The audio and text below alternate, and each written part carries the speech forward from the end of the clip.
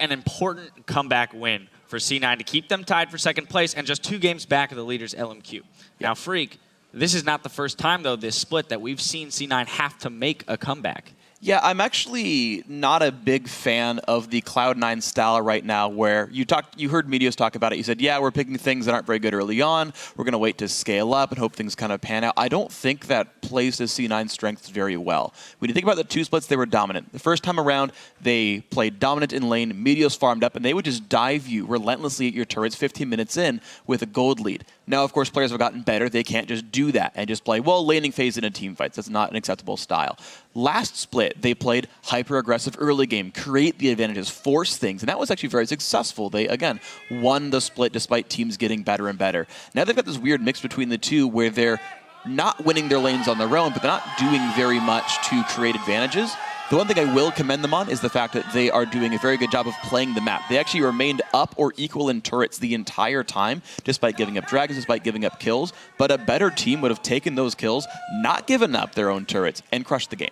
Can they win these games without having to come back, given the champions that they're defaulting to? I mean, they are picking late game champions, right? Like, they're going to, by virtue of their champ select, probably get behind early on. The problem is they're getting farther behind early on than they should, that dragon fight, for example. And again, a team with better mid-game shot calling than Dignitas, or better mid-game sort of mobility, would punish this composition. All right, well, let's take a quick look at that clip of the Dragon, because, Irene, this was a bright spot for Dignitas, where we actually saw Crumbs use the Rengar ult in a very innovative way. So I want you to kind of walk me through this whole engagement. All right, so Balls gets caught at the start, and this is right after the pause. They might be a little discombobulated, but we're going to roll the clip out here and just follow it along. They get a lot of poke down with Gragas, with Xerath before the fight really even starts. The ultimates are blown, and multiple members of Cloud9 are at half HP. They disengage it, Balls is healing up, but then when they re-engage the fight here,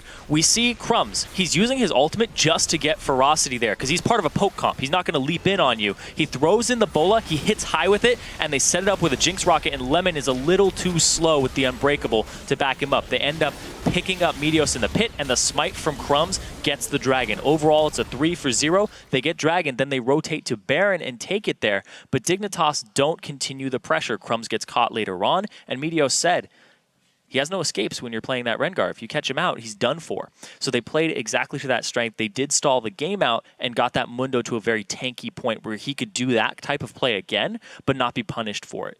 So they did just kind of go to that win condition and say, we're behind, but we still have a way back into this game, and they didn't panic. All right, well, we've seen Cloud9 demonstrate some really fantastic team play. Yeah. Let's look forward all the way to Worlds. Supposing that they do make it there, when you're at that level of play, can they pull these kinds of comebacks off with just their team synergy, or are they going to have to, step up? I think they will definitely have to step up. Now, we did, again, see glimmers of really good intelligence from High, their primary shot caller. And again, this is a team with a lot of good mid-game mobility. The weakness in Dignitas' comp was the fact that they're basically one big artillery piece. They're going to set up, they'll take time to set up, but then if they're all, aiming the right direction, the front line's there, they're going to crush you. And we saw that with the Dragon fight as the primary example. If Dignitas can set up, they'll win battles. And you saw great moves by C9 to wrest control back, not be in these prolonged sieges, and play around that. And that is a great intuitive skill that they will still possess. But I think they've got to shore up those early mid-game weaknesses to not require comebacks to win games. Yeah, on the world stage, you're going to have to step up your game tenfold, because if you're playing a team like Samsung Blue, which is already qualified right now, they're going to crush you. If they get a lead like that, just 3,000 gold that early on, a large percentage of your gold, they're just going to continue to push that advantage, change the Dragon into wards, continue to get your objectives, basically strangle you until you can't breathe anymore. That's exactly what they do, and they're just going to keep the pressure on. Well, to go further with this point then, they play LMQ tomorrow, which is one of the North American teams that will take an early lead and they will punish you. They will do what Cloud9 used to do, which is dive you under turrets and be super aggressive. So should Cloud9 be taking, note of that? How are they going to beat that tomorrow? I mean, the cool thing is that, again, Cloud9 still have this very good mid-game, which is like the one spot where LMQ can screw up, because they will just keep going for dives. And I still remember one of the comebacks that C9 had where there's this big fight in like the bottom tier 2 turret, and LMQ just keeps limping into the battle and Cloud9 wins the battle.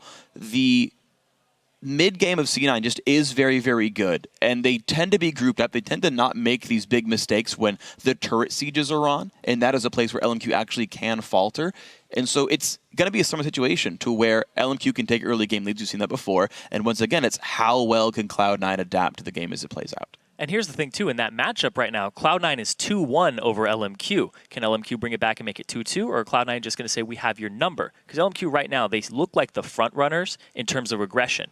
And in this game, if Cloud9 plays like that, I don't think it's going to work out for them. They've been highly competitive games over and over again, but I think that Sneaky is just their saving grace right now. I really have to think that he's holding that team together in these later games when they get to that point, because his positioning's always been fantastic, and he hasn't really fallen off at all. So the rest of the members of Cloud9 maybe going to have to step it up a little bit tomorrow to paw to win against LMQ.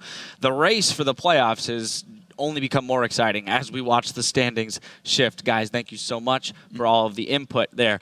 Now we have to take one last break before we dive into our final LCS game of the day, Counter Logic Gaming versus Curse. The North American LCS returns after this.